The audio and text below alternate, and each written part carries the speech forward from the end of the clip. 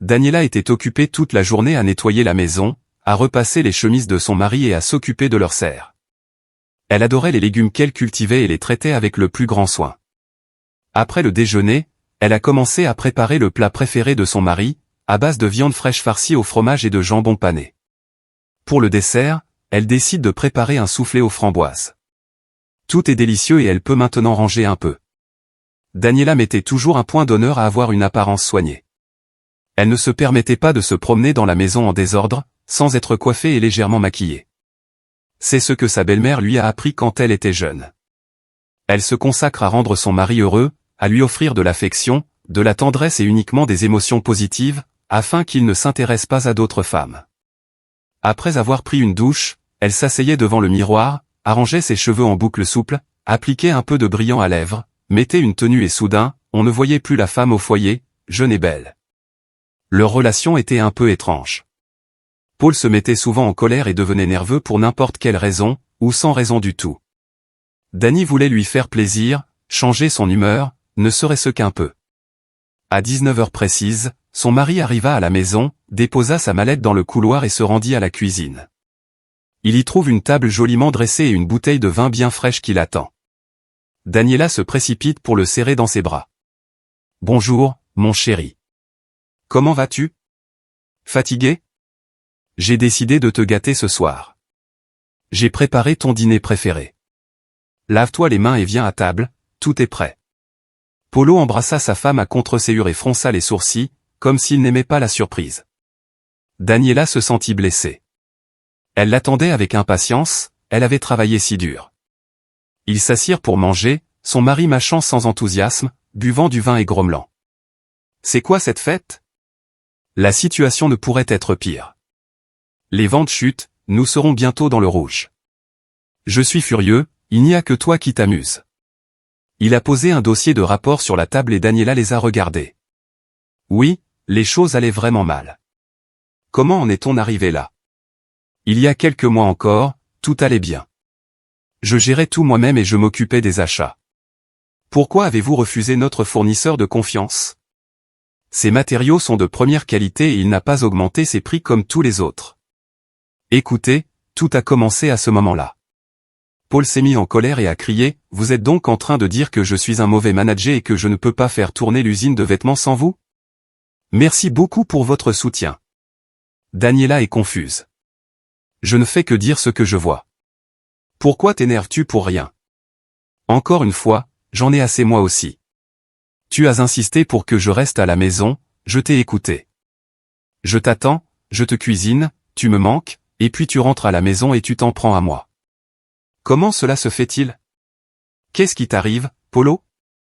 Je vois bien que tu as changé. Tu restes même loin de moi le soir, tu dis que tu es fatigué ou quelque chose comme ça. Tu te déplaces même le week-end pour ton travail.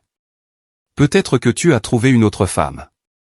Daniela regarde son mari dans les yeux, s'attendant à ce qu'il plaisante, comme d'habitude, lui disant de ne pas inventer, qu'il n'a personne d'autre.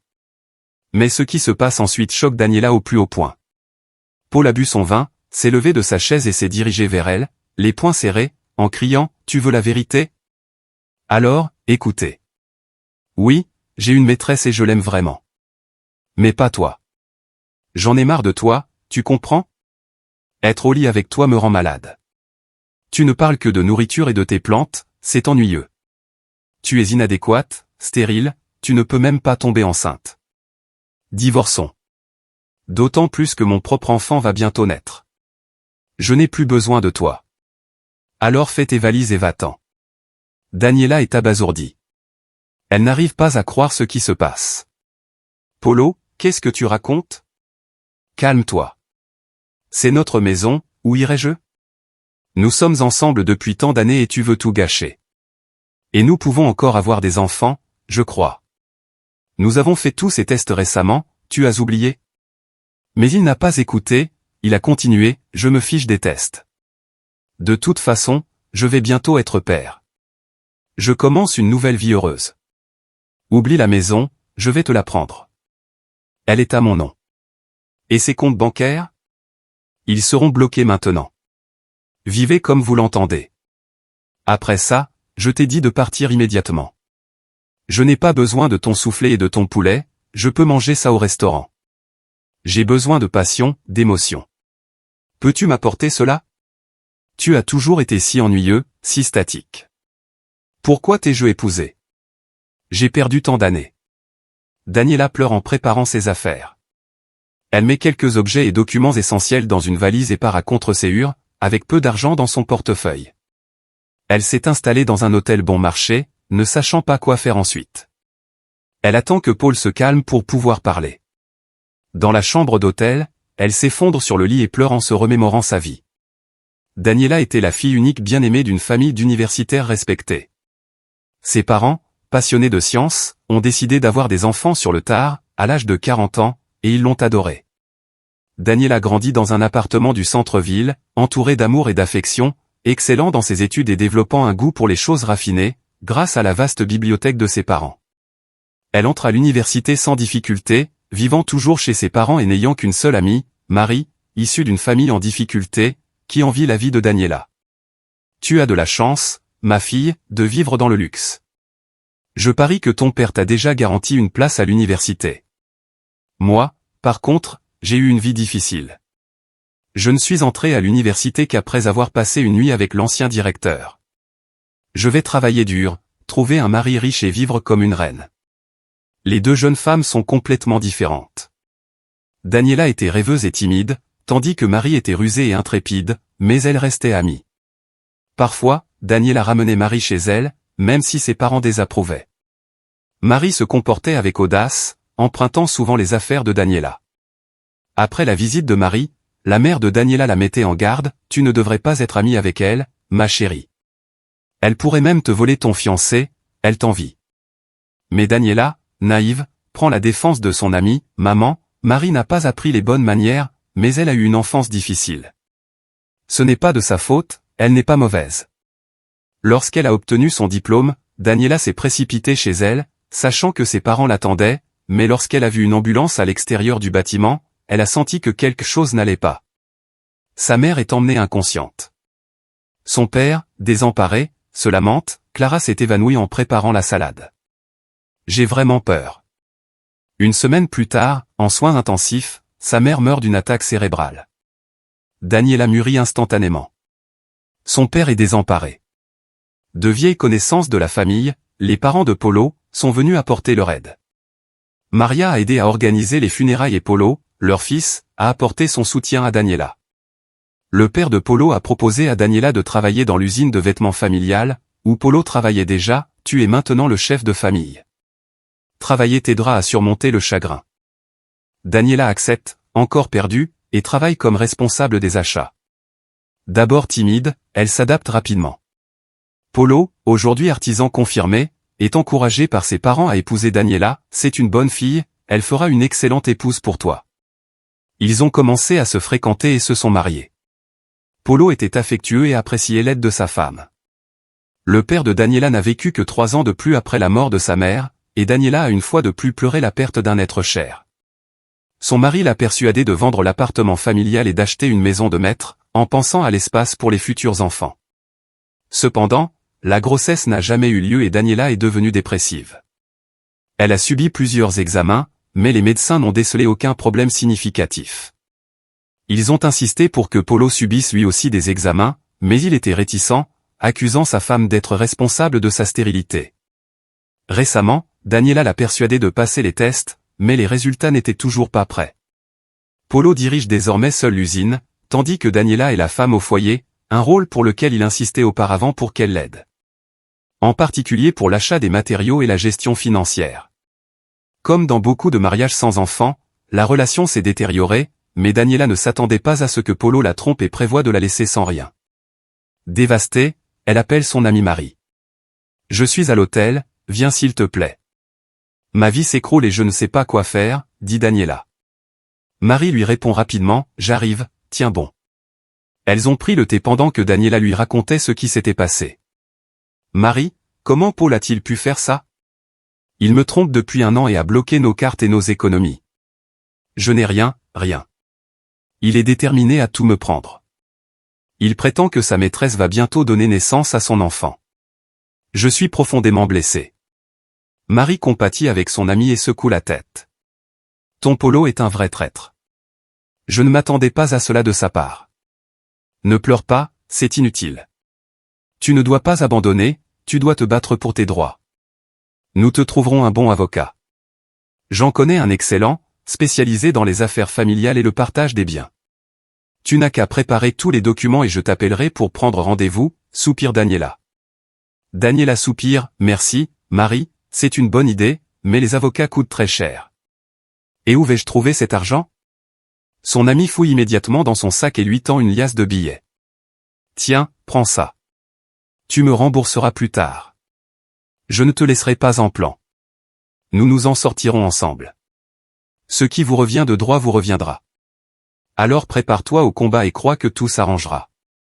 Je serai toujours là pour toi. Daniela a serré son ami dans ses bras et a murmuré, « Merci, Marie, tu es la meilleure amie du monde. Que ferais-je sans toi? Tu as peut-être raison, il ne faut pas désespérer. Peut-être que les choses vont s'améliorer. » Le lendemain, Daniela rencontre son avocat. C'est un homme très sérieux qui laisse une bonne impression. Il l'a écouté attentivement, a pris des copies des documents pour les examiner et a promis de s'occuper de son cas. Malgré ce nouvel espoir pour Daniela, elle doit se mettre à la recherche d'un emploi dès maintenant. Apparemment, Polo n'allait pas changer d'avis, elle devait donc apprendre à survivre seule. Son mari la tourmentait par des appels téléphoniques, la menaçant de ne pas faire bonne figure au tribunal, essayant en fait de lui briser le moral par tous les moyens possibles. L'état mental de Daniela était terrible, elle ne pouvait compter que sur l'aide de son avocat, car elle n'était pas en mesure de défendre ses droits toute seule. Marie l'appelle constamment pour lui offrir son soutien et Daniela lui en est très reconnaissante, mais si seulement elle savait ce qui se passe réellement. Pendant ce temps, Jordan, l'avocat de Daniela, travaille avec diligence. Il arpente le bureau, décrivant comment il va humilier l'ex-femme de Paul au tribunal. Il gesticule énergiquement en expliquant, « J'ai eu une idée géniale, écoute, Daniela, fais-moi confiance implicitement. Elle m'a remis des copies de tous les documents et prétend que, sur ton ordre, elle a vendu l'appartement de ses parents et investi l'argent dans l'achat du manoir où vous viviez tous les deux. Par conséquent, elle estime qu'il doit être divisé en parts égales, ce qui est vrai et confirmé. Cependant, prouvons que vous avez apporté l'autre moitié de l'argent. Deuxièmement, les rénovations et les achats immobiliers ont également été financés par vous, ce qui signifie que la maison vous appartient en grande partie. Mais ce n'est pas tout, j'ai tiré quelques ficelles et soudoyé les bons témoins qui prouveront facilement que votre ex-femme n'a pas travaillé depuis 5 ans et qu'elle vit entièrement de vos finances. De plus, elle mène un train de vie luxueux, boit souvent, vous dépensez une fortune pour ses traitements à la clinique. J'ai aussi de bonnes relations avec le juge, il me doit une faveur. On peut donc dire que nous avons déjà gagné ce procès. Quant à Marie, ne vous inquiétez pas, j'ai tout prévu pour que personne ne se doute de rien et que tout le monde sympathise avec vous. Paul est aux anges, tout se passe encore mieux qu'il ne l'avait imaginé. Assise sur la chaise à côté de lui, Marie jubile, attendez, mais qui a eu cette idée? Ma pauvre amie m'a appelé pour se plaindre et me demander de l'aide, et qu'ai-je fait? Je l'ai aidée, comme prévu. Elle me fait entièrement confiance, après tout, elle est une idiote naïve depuis l'enfance et ne se doute même pas que je suis la femme avec laquelle Paul l'a trompée. C'est tout simplement magnifique. Le tout est que notre complot ne soit pas découvert avant le procès. Et puis je serai enfin heureuse avec Paul, notre petit bout de chou va bientôt naître. Qu'est-ce que cet imbécile sans enfant peut bien lui donner, d'ailleurs? De son côté, Elisa, qui travaille avec Jordan, fait semblant d'être occupée à réviser des documents pour la 100e fois, tout en admirant secrètement l'intelligence de Jordan. Il était son idole. Elle rêvait de s'inspirer de son expérience et de maîtriser l'art de gagner des affaires sans faille. Mais aujourd'hui, en voyant l'avocat mentir ouvertement à sa cliente, sachant qu'il la trahirait et la laisserait sans rien, Elisa était profondément déçue par son mentor. Depuis qu'elle était toute petite, elle ne supportait pas le mensonge, cherchant toujours à se ranger du côté des victimes et à se battre pour la justice. C'est exactement pour cela qu'elle avait choisi ce métier. Cependant, il semblait qu'elle devrait apprendre à mentir, et elle ne pouvait pas se forcer à le faire. Elisa attend que tout le monde se soit dispersé, note discrètement les coordonnées de Daniela et décide de lui dire toute la vérité. Elle sait qu'elle va probablement perdre son travail à cause de cela, elle est scandalisée par l'audace de Polo et l'assurance de Jordan à s'en sortir. Ils se sont donné rendez-vous à l'hôtel où Daniela séjournait. Il y a un bon café et c'est relativement calme, ce qui leur permet de discuter tranquillement. Daniela se rend à la réunion, complètement déconcertée. Qu'est-ce qu'Elisa attendait d'elle? La femme faisait confiance à Jordan et attendait précisément cela de son expérience et de son professionnalisme. Quelle information importante cette fille pouvait-elle avoir pour elle?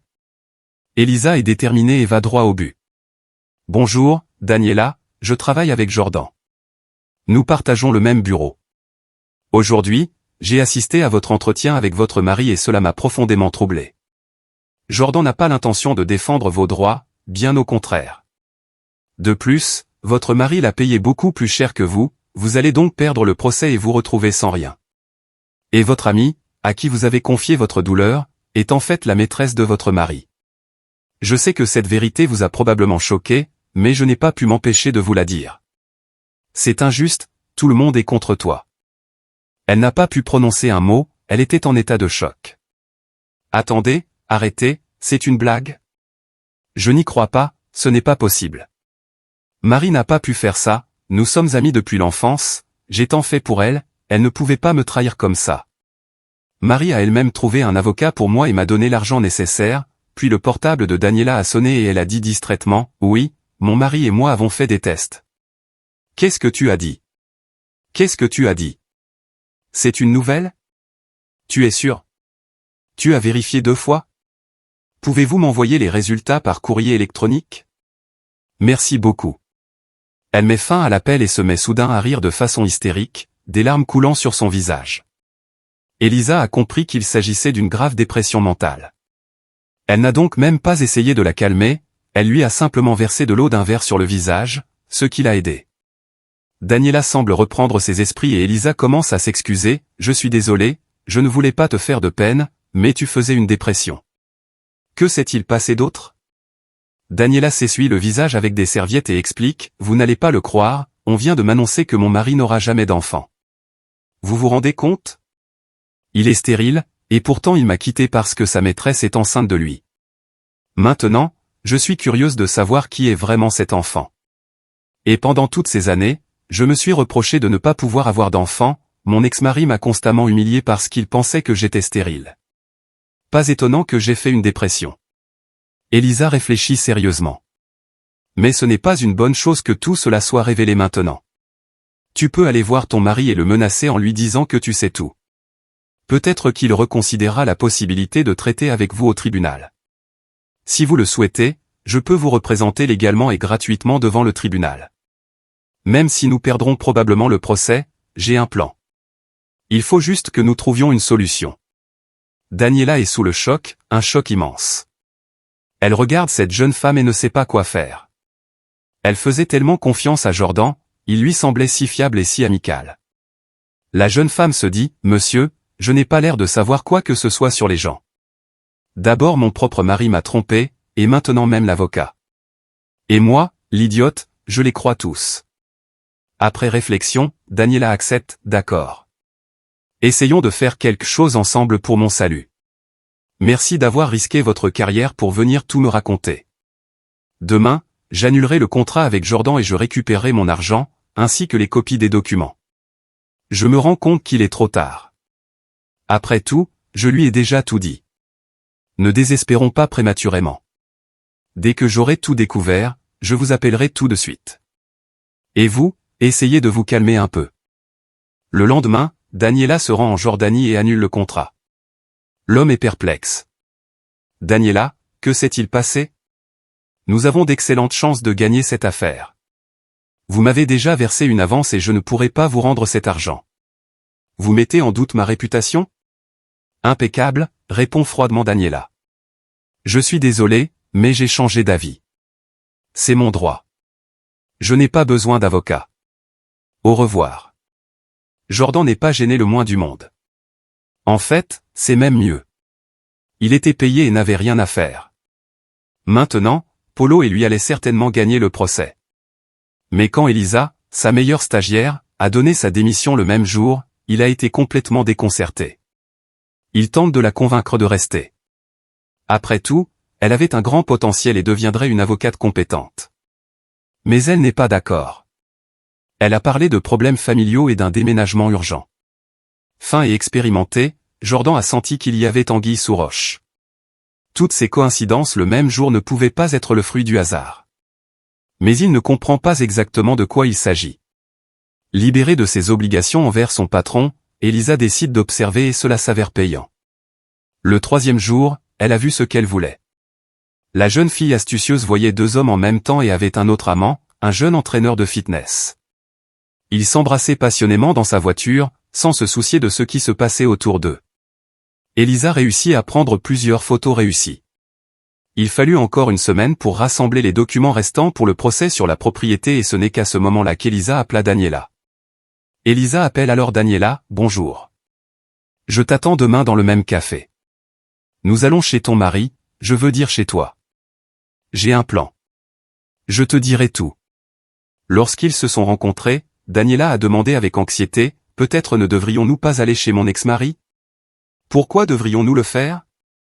Le tribunal est dans 3 jours. » Elisa objecte, « C'est justement le problème. Le tribunal est très bientôt.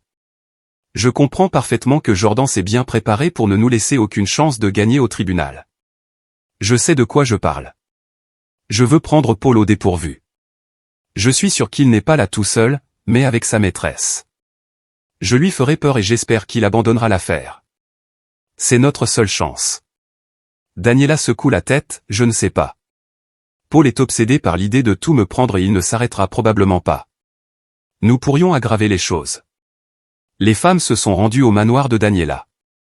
Elle essaya d'ouvrir la porte avec sa clé, mais en vain. La clé n'entrait pas. Le propriétaire de la maison se met même à pleurer, « Le crétin a changé les serrures.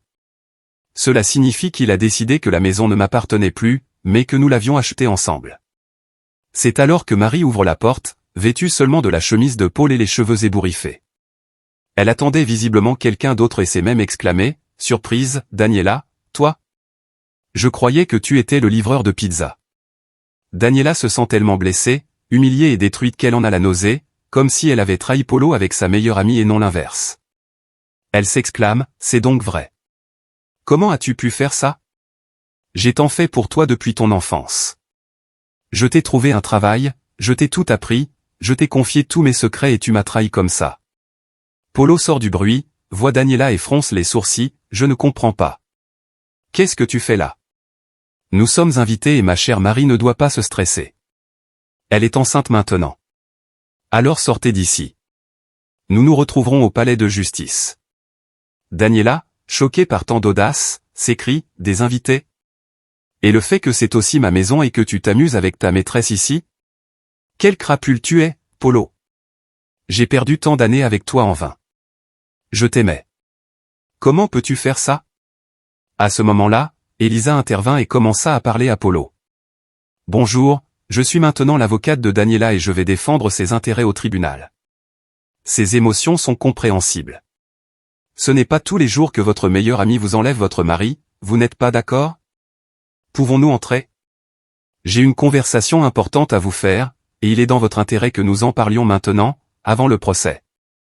Paul laisse à contre-ségur l'invité inattendu entrer dans le salon et sourit, « Eh bien, quelle nouvelle importante as-tu pour moi ? Jordan ne vous laissera aucune chance de gagner ce procès. » « C'est assez drôle qu'une jeune fille ait décidé de se mesurer à un professionnel, » demanda Elisa plutôt paisiblement, « Dis-moi, Polo, pourquoi tu divorces de Daniela ? Pourquoi divorces-tu d'avec Daniela ? Pourquoi tous ces tracas juridiques ? Vous ne pouvez pas vous mettre d'accord et faire un partage équitable ? Si tu ne veux pas vendre la maison, tu peux payer à Daniela la moitié de sa valeur. Vous n'êtes pas vraiment pauvre, n'est-ce pas ? » Polo commence à s'énerver. C'est quoi ces questions ? Qu'est-ce que c'est que ces suggestions stupides ? Je l'aime et elle va mettre au monde notre enfant, un fils à moi, son propre fils. Vous comprenez ? Et Daniela n'a pas réussi à le faire pendant toutes ces années, et tu me demandes pourquoi je divorce ? Où pensez-vous que je devrais vivre avec ma nouvelle famille ? Mère sourit. Elle n'avait aucune honte à détruire la famille d'un autre, à blesser son ami. Elle avait toujours eu l'habitude de résoudre ses problèmes dans la chambre à coucher. Ce stratagème ne lui avait jamais fait défaut. Quant à la souffrance de Daniela, elle s'en moque éperdument. Personne n'a jamais eu pitié d'elle dans son enfance. Alors pourquoi le ferait-elle ? Mais elle n'en peut plus. Elle sort les résultats de son sac et les jette à la figure de son ex-mari. Qu'est-ce que tu racontes? Tu vas avoir un bébé, le tien, le tien. Tu n'es qu'un imbécile. Lisa, espèce d'idiot. Tu as fait le test toi-même. Tu es stérile, complètement, irréversiblement. Vous ne pouvez pas avoir d'enfant. La question se pose alors, à qui appartient le bébé que porte votre chère mère? Qu'en penses-tu, Polo? Polo n'en revenait pas. Ses mains tremblaient. Tu mens. Tu as dû falsifier ces tests. Marie ne pouvait pas me trahir comme ça, pas pour rien. Elisa répond rapidement, vous pouvez facilement le vérifier. Appelez la clinique ou refaites les tests. Malheureusement, c'est la vérité. Ton amant t'a trompé. Et j'ai même trouvé qui est l'autre. Regardez la photo. À mon avis, Marie t'a manipulé, Polo, et passe 2 bonnes heures par semaine avec un autre homme. Alors, que penses-tu de cette nouvelle? Pensez-vous que si j'expose tout cela au tribunal et que j'invite la presse, ce sera un bon scandale? Cela en vaut-il la peine pour la réputation de votre entreprise? Paul est abasourdi. Il secoue les photos devant mère et s'écrie, c'est vrai? De qui es-tu enceinte? Dis la vérité. Il est trop tard pour mentir maintenant. La maîtresse infidèle ne sait pas quoi faire. Elle veut s'enfuir, mais Paul l'agrippe, attendant une réponse. Elle doit avouer, Paul, je suis désolé. Je ne suis pas enceinte. Je t'aime vraiment. Si je n'avais pas menti sur ma grossesse, tu n'aurais pas décidé de quitter ta femme. Ce n'était qu'une liaison. Ça ne voulait rien dire. Nous étions si bien ensemble. Polo, s'il te plaît, pardonne-moi. Paul était furieux. Il la repousse et crie comme un fou, sors de ma maison et de ma vie. Je ne veux plus jamais te revoir. J'ai été un imbécile. J'ai détruit ma famille à cause de toi. Je te déteste. Il s'assied sur une chaise et se prend la tête dans les mains. Tous ses rêves d'avoir un enfant et une nouvelle famille avaient été détruits. Il se sentait nauséeux et profondément honteux devant Daniela, à tel point qu'il avait peur de la regarder. Il ne s'était jamais senti aussi stupide. D'une voix rauque, il dit, je ne vais pas me battre pour le manoir. Et maintenant, il aimerait être seul. Tout le monde sort immédiatement. Elisa était satisfaite et a emmené Daniela. Daniela ne pouvait pas dire un mot, elle tremblait. Soudain, Elisa proposa, Daniela, pourquoi ne viendrais-tu pas chez moi? Je te présenterai à mon frère. Tu pourras rester un peu avec nous, le temps que tout s'arrange. Tu as dit toi-même que tu étais à court d'argent, alors pourquoi gaspiller tes dernières économies dans un hôtel? Tu ne nous dérangeras pas du tout. Daniela est soulagée par cette proposition. Merci, je ne refuserai pas. Je ne veux plus être seule. Je ne veux plus vivre. Je pensais avoir une famille solide, un mari aimant et des enfants à venir. Je voulais vieillir avec Polo, mais j'ai fini par vivre un mensonge. Ils m'ont menti de manière flagrante, jour après jour, mon mari est mon meilleur ami, et je les ai crus. C'est effrayant de réaliser que je vais bientôt devenir folle. Au moins, je vais pouvoir m'amuser chez vous et je dois trouver un travail, apprendre à vivre de manière indépendante. Je n'ai plus personne sur qui compter. Elisa vit dans un petit appartement confortable avec son frère aîné, Nicolas. Ils avaient réussi à déballer les affaires de Daniela et à préparer le dîner. Lorsque Nicolas est enfin rentré du travail et qu'il a vu Daniela, il a souri. Bonsoir, Elisa. Nous avons des invités. Pourquoi ne m'as-tu pas prévenu? J'aurais acheté quelque chose de délicieux. Je suis le frère d'Elisa, Nicolas. Ils se mirent à table et Elisa demanda avec intérêt, alors, tu es artiste? Quel métier intéressant. Je peux voir ton travail? J'adore peindre. Nicolas prend un air gêné et répond, c'est plutôt un hobby. J'ai étudié dans une école d'art pendant toute mon enfance. Mes œuvres ont été présentées à de grands concours. Je rêvais d'entrer à l'Académie des Beaux-Arts, mais mes parents s'y sont opposés. Ils disaient que ce n'était pas une profession sérieuse pour un homme, juste un caprice. Ils ont donc insisté pour que j'étudie l'ingénierie mécanique, et maintenant je travaille comme ingénieur. Je déteste mon travail et ce n'est pas facile à cause des problèmes que j'ai avec ma jambe, mais pour l'instant, je m'en sors. Ma sœur et moi économisons pour le traitement. C'est une longue histoire. Je n'aime pas en parler. Je vais vous montrer mon travail. Après le dîner, Les peintures de Nicolas ont impressionné Daniela. Elles étaient si honnêtes et si sincères qu'elles témoignaient de son talent évident. Il peignait dans le parc le week-end, capturant des paysages et des portraits de passants, gagnant ainsi bien sa vie. Daniela s'est immédiatement sentie proche de Nicolas et ils se sont ouverts l'un à l'autre. Nicolas a décidé de partager sa vie difficile. Mes parents sont des gens très bien. Nous venons d'une famille intellectuelle qui ne parlait pas beaucoup, mais qui se souciait beaucoup de l'opinion des autres. Notre maison était toujours impeccablement rangée. Parfois, les collègues de mon père nous rendaient visite, et ces soirées n'étaient pas des galipettes, tout le monde dînait et buvait tranquillement. Mes parents nous félicitaient, ma sœur et moi, et nous devions naturellement nous conformer au modèle de l'enfant idéal. Depuis ma naissance, j'ai toujours eu des problèmes de hanches, et ma mère m'a dit qu'ils avaient essayé de corriger ce défaut quand j'étais bébé, mais qu'ils n'y étaient pas parvenus complètement. Comme vous pouvez le constater, cette maladresse m'a accompagné toute ma vie. Je pense que mes parents ont toujours été un peu gênés de me montrer aux invités à cause de cela. Ils essayaient de mettre l'accent sur la qualité de mes études en montrant mes diplômes. L'école n'était pas facile non plus. On me traitait de « robot », ce qui m'a fait grandir dans le silence et le repli sur soi. Je n'aimais pas les gens, je n'avais pratiquement pas d'amis, à l'exception de ma sœur. Le dessin a toujours été et reste mon activité préférée. Quand je dessine, j'oublie tous mes problèmes. À l'école d'art, personne n'a fait attention à ma maladresse. Ils n'ont évalué que ma créativité. J'ai demandé à mes parents d'exercer une profession dans ce domaine, mais ils n'ont pas voulu. Que penseraient les gens du fait que leur fils soit une sorte d'artiste peu sérieux, mais un ingénieur? Oui, c'était un vrai métier, et je suis là, à travailler dans cette usine que je déteste. Daniela est confuse et continue à demander à Nicolas, « Tu es déjà un adulte, pourquoi continues-tu à faire un travail que tu n'aimes pas? Pourquoi ne suis-tu pas ta créativité? Il est évident que tu as du talent. As-tu encore peur du jugement de tes parents? » L'homme réfléchit et devient visiblement triste, « Tu as raison, mais je ne vois pas d'issue. La peinture ne rapporte pas beaucoup d'argent pour survivre, et encore moins pour une opération de remplacement des articulations. J'ai besoin d'une formation artistique. Ou au moins des contacts, car il y a beaucoup d'artistes autodidactes comme moi, et sans l'opération, je ne pourrai jamais fonder une famille. Vous savez à quel point je suis fatigué de la solitude, à quel point j'aspire à avoir une femme aimante et des enfants, et à ne pas être un fardeau pour ma sœur. Elle se soucie tellement de moi et économise pour moi. À cause de ce handicap, personne ne me regarde. J'ai eu des relations, mais elles n'ont pas duré. J'ai vite compris que ma fiancée ne faisait que m'utiliser en me demandant sans cesse de l'argent. J'ai donc arrêté d'essayer de rencontrer de nouvelles personnes, c'est inutile. Je ne supporte pas que les femmes s'apitoient sur mon sort et me prennent de haut. Daniela s'exclame, « Nicolas, pourquoi dis-tu des choses pareilles?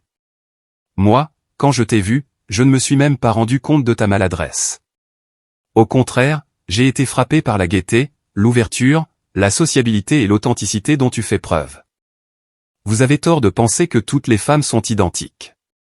Nous sommes toutes différentes et tu trouveras certainement l'amour. Que pensez-vous de la publication de vos œuvres sur l'Internet? Ce n'est pas difficile, et peut-être que les bonnes personnes les remarqueront. Vous ne risquez rien, vous n'avez rien à perdre. Je peux vous accompagner au parc. Je suis très curieux de voir comment vous créez. Les paroles de Dan vous ont-elles fait plaisir, ou avez-vous été ravi de les entendre? Bien sûr, nous serions ravis. Je ferai même votre portrait. Pour être honnête, je n'ai jamais pensé à l'Internet. Mais vous avez raison. Je n'ai rien à perdre. Voyons comment ça se passe, vous savez, Daniela? Votre mari est complètement idiot d'avoir perdu une femme comme vous. Je donnerais n'importe quoi pour avoir quelqu'un comme vous à mes côtés. Daniela s'étonne qu'il n'y a pas si longtemps, elle n'ait pas rencontré Nicolas. Aujourd'hui, il était la personne la plus proche d'elle. C'était étonnant de voir à quel point elle se sentait à l'aise et en paix dans sa maison chaleureuse. Ils s'entendaient si bien tous les trois qu'ils semblaient être non seulement des amis, mais une véritable famille. Polo appelait souvent Daniela, mais elle persistait à ignorer ses appels et finit par le bloquer après une telle trahison. Elle ne voulait plus entendre parler de son ex-mari et avait pris la ferme résolution de ne plus jamais le revoir. Elle n'attendait plus que l'audience au tribunal, espérant que Polo reviendrait à la raison et qu'elle recevrait l'argent pour la moitié de la maison et de la propriété. Daniela sait déjà où elle va dépenser la plus grande partie de l'argent. Elle voulait aider Nicolas dans son opération. Pendant ce temps, Polo était furieux de ne pas pouvoir joindre son ex-femme. Cela l'irritait terriblement. Avant, c'était lui qui ignorait souvent ses appels, et maintenant il découvrait à quel point cela faisait mal d'être ignoré. D'ailleurs, où était Daniela? Il l'avait mise à la porte et ne lui avait même pas laissé d'argent. Ses parents étaient morts il y a longtemps et elle n'avait pas d'autres amis que Mary, qui la trompait. Maintenant que sa maîtresse le trompait, Paul commençait à comprendre pourquoi il avait détruit sa famille pour cet idiot qui l'avait trompé. Cela en valait-il la peine? Paul boit du cognac et jure. Idiot, à quoi ai-je pensé?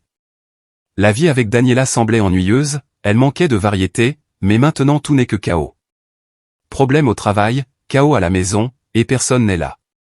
Personne ne me réveille avec un baiser. Personne ne s'habille le matin, ne m'invite à prendre le petit déjeuner, ne me parle d'amour. Est-ce la vie dont j'ai rêvé? Pourquoi ai-je blessé Daniela comme ça, lui ai-je crié dessus, l'ai-je mise à la porte, ai-je même voulu mettre fin à ses jours? Je dois tout arranger. Je dois m'excuser. Peut-être que Daniela reviendra sur sa décision. Après tout, elle m'a aimé fidèlement pendant tant d'années. Je donnerais n'importe quoi pour que tout redevienne comme avant. Lors de l'audience, Daniela s'est préparée avec beaucoup de soin. Bien qu'elle soit très nerveuse, elle est magnifique. À sa grande surprise, tout s'est bien passé. Elle et Polo avaient divorcé et elle avait reçu une somme importante pour la maison et les biens qu'ils avaient acquis pendant leur mariage. Polo l'attendait sur le balcon et toucha timidement la main de Daniela en lui disant « Attends, Daniela, tu es très belle aujourd'hui. Pardonne-moi si tu le peux. J'ai été idiot d'avoir commencé tout cela. Je le regrette profondément, surtout les trahisons et Mary. Je veux vraiment faire la paix avec toi. Peut-être pourriez-vous revenir vers moi. Nous avons vécu ensemble pendant tant d'années, et c'est seulement maintenant que je réalise à quel point je t'aime. Je te promets de ne plus jamais te trahir. » Daniela a vu dans les yeux de son ex-mari qu'il était sincère et l'a remercié pour son honnêteté. Mais elle soupire et répond « Non, Polo, je ne reviendrai pas en arrière. Je t'ai aimé plus que tout, et surtout, je t'ai fait confiance, j'ai cru en toi jusqu'au bout, et aussi en mer. Et vous m'avez trompé tous les deux. Cela a duré plus d'1 an. Tous les jours tu venais me voir, c'était horrible, Polo, et je ne comprendrai jamais comment tu as pu faire ça. Non, comme avant, ça me fait tellement mal de te voir et de me souvenir. Et je ne peux plus vivre dans notre maison, sachant que tu y as couché avec Marie. Tu as tout détruit toi-même, Polo. Malheureusement, nous allons nous séparer à l'amiable. Ne m'appelle plus et ne me cherche plus. Peut-être que les choses s'arrangeront pour chacun d'entre nous. Au revoir. Et ce fut la fin de l'histoire pour leur famille. Daniela rentra chez Elisa désemparée et pleura toute la nuit, se remémorant chaque épisode de sa vie avec Polo, comme si elle tournait les pages d'un livre et les arrachait. Elisa et son frère ont tout compris et n'ont pas dérangé Daniela. Bien que Nicolas soit très inquiet, il n'avait jamais rencontré une femme aussi sincère et dévouée, et il ne pouvait pas supporter de la voir souffrir. Nicolas demande tranquillement à Elisa, « Tu crois que Daniela aime encore autant son ex-mari? Je n'ai aucune chance. Écoute, Nicolas, on passe tellement d'années ensemble qu'on ne peut pas tout oublier d'un coup. Elle a juste besoin d'aide pour surmonter cette douleur. Le temps l'aidera et bientôt tout s'arrangera. Je ne sais pas quoi te dire, mon frère, sois juste là pour elle et le temps nous le dira.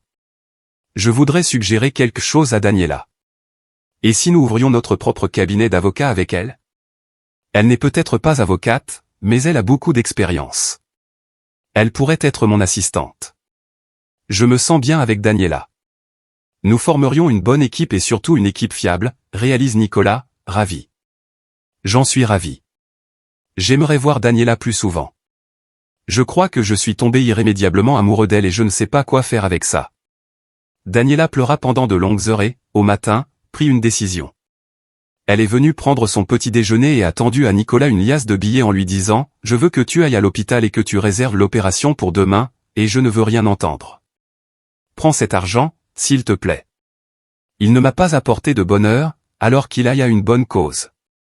Merci pour tout, pour vos mots gentils, pour votre soutien, mais je ne peux pas vivre à vos crochets. L'éternité, ce n'est pas bien. Voici quelques adresses d'entreprise. Je vais passer des entretiens et chercher un logement, dit-elle. Nicolas et Elisa n'en reviennent pas. Ils la serrent fort dans leurs bras. Merci, tu es formidable. Nous vous rembourserons dès que Nicolas sera rétabli. Nous avons aussi des économies. Je pense que nous en aurons assez maintenant. Attends, Daniela, écoute notre offre d'emploi, dit Elisa en donnant à Daniela quelques informations et en l'intéressant. Peut-être devrions-nous essayer. Tu es très intelligente. Essayons d'abord. Peut-être que nous n'aurons pas beaucoup de clients. Mais l'important, c'est de commencer, acquiesce Daniela. Merci pour tout. Je commence une nouvelle vie incroyable et je vais la construire comme je l'entends. Nicolas a été opéré avec succès et Daniela est restée à ses côtés tout au long de l'opération, le soutenant du mieux qu'elle pouvait. Ensemble, ils ont fait leur premier pas et sont devenus très proches pendant cette période difficile. Il y a eu des larmes de douleur et des larmes de bonheur lorsque les premiers pas ont été faits en toute confiance. Daniela n'a même pas réalisé à quel point elle était tombée amoureuse de Nicolas. Cela s'est fait si naturellement, contrairement à son amour pour Paul. Elle a toujours cherché à lui faire plaisir et à le rendre heureux, et il a accepté ses sentiments avec bienveillance. Avec Nicolas, tout est différent. Chacun est accepté tel qu'il est, avec ses forces et ses faiblesses, sans avoir à rougir de ses défauts ou à craindre d'être ridicule. Après le rétablissement complet de Nicolas, Daniela et Elisa ont ouvert leur propre entreprise et ont rapidement eu leurs premiers clients. Nicolas a également décidé de transformer sa vie. Il abandonne son travail d'ingénieur qu'il détestait et se consacre entièrement à l'art. Ensemble, ils décident d'acheter une maison pour que Nicolas puisse avoir son propre atelier et créer ses chefs-d'œuvre. Mais ce n'est pas tout. Les peintures que Daniela avait mises en ligne avant l'opération de Nicolas ont connu un grand succès, suscitant l'intérêt d'un mécène qui a proposé à l'artiste une exposition. C'est un succès. Nicolas a commencé à croire en lui et s'est mis à peindre. Daniela et Nicolas ont vécu une histoire d'amour passionné et ont été extrêmement heureux ensemble, sans aucune restriction ni obligation. Ils ne faisaient pas de projet, ils s'aimaient, c'est tout. Pendant ce temps, les choses allaient mal pour Polo. Il a dû vendre son usine de vêtements parce qu'il ne pouvait plus la gérer sans l'aide et le soutien de Daniela. Il devait des salaires à ses employés, et l'entretien d'une si grande demeure n'était plus viable. Il l'a donc vendu et est parti dans une autre ville, où personne ne le connaissait, pour fuir les mauvais souvenirs. Mais même là, il ne trouve pas la paix. Son âme était agitée, Daniela lui manquait désespérément, mais pas Marie. Elle apparaissait dans ses rêves, il la prenait dans ses bras dans son sommeil et se réveillait seul dans une pièce inconnue. Il avait des aventures éphémères, essayant de trouver quelqu'un comme Daniela, mais il n'y parvenait pas. Elle seule pouvait l'aimer si inconditionnellement, lui pardonner tout. Daniela admirait souvent les œuvres d'art de Nicolas, fière de lui. Parfois, le week-end, elle l'accompagnait au parc. Parmi les peintures de Nicolas, elle voyait souvent le portrait d'un garçon mince et un jour, elle demanda à Nicolas qui il était en train de dessiner. « C'est Alex », lui répond calmement Nicolas. « Je l'ai rencontré dans le parc il y a longtemps. Il vient d'une famille difficile. Sa mère buvait et le maltraitait, alors il s'est enfui de chez lui. Nous avons beaucoup parlé. Je lui achetais toujours du thé et un petit pain, et parfois je lui donnais de l'argent. Je pense toujours à lui. Quand j'ai quitté l'hôpital, je suis allé directement au parc, mais il n'était pas là et il n'est jamais revenu. Il lui est peut-être arrivé quelque chose. Je suis vraiment inquiète. » Daniela s'exclame, « Pourquoi ne m'as-tu pas parlé de lui plus tôt ? Il faut qu'on le trouve et qu'on sache tout, où il habite. » Nicolas laisse tomber son pinceau. « Si seulement j'avais su. » Quel idiot, je n'ai pas pensé à demander son adresse, on parlait et j'avais peur de t'effrayer avec ces questions. Où pouvons-nous le chercher ? Daniela suggère avec enthousiasme, prenons le portrait que tu as fait de lui, demandons aux gens du parc si quelqu'un le connaît. Il doit habiter tout près, puisque je viens ici tous les jours. Et c'est ce qu'ils ont fait. Ils se sont promenés dans le quartier et ont eu de la chance, une femme a reconnu le garçon et s'est mise à compter. Oui, c'est Alex. Il vient souvent ici, il habite tout près, dans la vieille maison au toit vert. Vous le trouverez facilement. Sa mère ne s'occupe pas de lui, elle boit et ramène des hommes différents à la maison. Je suis désolé pour le garçon, mais cela fait longtemps que je ne l'ai pas vu. Daniela et Nicolas se rendent à l'adresse indiquée et trouvent la maison dans un état lamentable. Les fenêtres étaient sales et la porte était presque en train de sortir de ses gonds. Ils frappent et crient longtemps, mais personne ne répond. Ils étaient sur le point d'abandonner lorsqu'un voisin est arrivé et leur a dit que la mère d'Alex avait été emmenée dans un hôpital psychiatrique et avait perdu la garde de son fils. Alex a été placé dans un orphelinat. Nicolas murmure, Pauvre Alex, il faut que je l'aide. Je ne peux qu'imaginer ce qu'il vit là-bas. Prenons-le, Daniela, tu l'aimeras tout de suite. Il est calme, posé et intelligent. Je ne peux pas le laisser dans cette situation. Daniela acquiesce, j'ai toujours rêvé d'avoir des enfants, mais apparemment ce n'est pas prévu. Je vais devenir la mère de ce garçon et lui donner tout mon amour. Elles se sont rendues à l'orphelinat et ont passé un long moment à convaincre le directeur de faire venir le garçon, expliquant qu'elles étaient sur le point de se marier et qu'elles emmèneraient l'enfant avec elles, qu'elles avaient toutes les deux un emploi et un logement. Finalement, le directeur a accepté, réalisant qu'ils étaient de bonnes personnes et que l'enfant avait vraiment besoin d'une famille. Le petit garçon marche tristement derrière l'accompagnateur, sans lever la tête. Lorsqu'il a vu Nicolas, il a fondu en larmes et s'est immédiatement précipité dans ses bras. « Nicolas, tu es venu pour moi. Je t'ai attendu si longtemps. Je me sens mal ici et ma mère est malade. S'il te plaît, sors-moi d'ici. » « Et qui est cette dame ? » ?»« Je ne la connais pas, c'est ta femme, » sourit Daniela en caressant la tête de l'enfant. « Je m'appelle Daniela et j'aimerais être ta deuxième maman. Si tu le permets, j'ai toujours rêvé d'avoir un fils merveilleux comme toi. Veux-tu vivre avec nous en tant que famille ? Nous t'aimerons et nous ne laisserons jamais personne te faire du mal. » Alex s'essuie les yeux et acquiesce. « J'accepte, je te promets de t'écouter et de t'aider. Je peux tout faire moi-même, sortez-moi d'ici. » 3 mois plus tard, Alex a été adopté et a emménagé avec Nicolas et Daniela. Étonnamment, ils se sont tous les trois adaptés rapidement, chacun profitant de son propre bonheur. Alex a trouvé des parents aimants et responsables, et ils ont eu un fils. Désormais, ils sont heureux d'aller au parc ensemble ou de regarder des comédies, et Nicolas apprend à Alex à dessiner. 1 an plus tard, il s'est passé quelque chose d'incroyable. Il n'y a pas d'autre façon de le décrire. Daniela est tombée enceinte et Nicolas rayonnait de joie. Alex a rapidement annoncé à tout le monde qu'il aurait bientôt une petite sœur. Il pense à sa mère biologique, qui lui a fait tant de mal. Non, il ne lui en veut pas, au contraire, il lui pardonne d'avoir été parfois une mère irresponsable. Pour le bien d'Alex, Daniela et son fils lui apportent de la nourriture à l'hôpital psychiatrique. Lors d'une de ses visites, Daniela a vu mère se faire escorter dans les couloirs. Elle était méconnaissable, les cheveux en bataille et partiellement coupés, le regard complètement perturbé, portant une camisole de force. La scène est choquante. Mais ne la reconnaît pas et commence à marmonner. Daniela demande alors des précisions au médecin. Il a expliqué qu'elle était nouvelle ici. Son ex-petite amie l'avait quittée pour une autre femme et elle avait alors attaqué son amant en essayant de la tuer avec un couteau, lui causant de graves blessures. Ils ont essayé de l'arrêter, mais elle était considérée comme complètement folle, comme le montre son état. Daniela est choquée et demande, et elle ne se remettra jamais ? Le médecin secoue la tête. C'est peu probable, le cas est très grave, elle est agressive et obsédée par l'idée du meurtre. Daniela ne se sentait pas désolée pour mais, elle pensait simplement à la façon dont la vie est sagement arrangée, donnant à chacun ce qu'il mérite. Elles rentrèrent à la maison, où Nicolas les attendait, ayant préparé des spaghettis au fromage. « Tu es de retour, tu m'as manqué. Asseyons-nous, j'ai préparé quelque chose de bon. »« Comment s'est passée ta visite à maman, mon fils ?» demanda Nicolas. Le garçon serra soudain Daniela dans ses bras, la regarda dans les yeux et lui dit sérieusement, « Tu peux être ma vraie maman maintenant, pour toujours, et nous n'irons pas chez l'autre maman, je ne le veux pas, je vous aime tous les deux. » Daniela a serré le garçon très fort dans ses bras. Des larmes de bonheur coulent sur son visage, « Tu es notre petit garçon, seulement le nôtre, ton père et moi t'aimons beaucoup. » Elle se sentait si légère et si bien dans son âme maintenant qu'elle avait une vraie et solide famille, un mari aimant, un fils et bientôt une fille. Elle ne regrettait plus son divorce d'avec Paul, ce mariage avait été une erreur dès le départ et il s'en était rendu compte trop tard.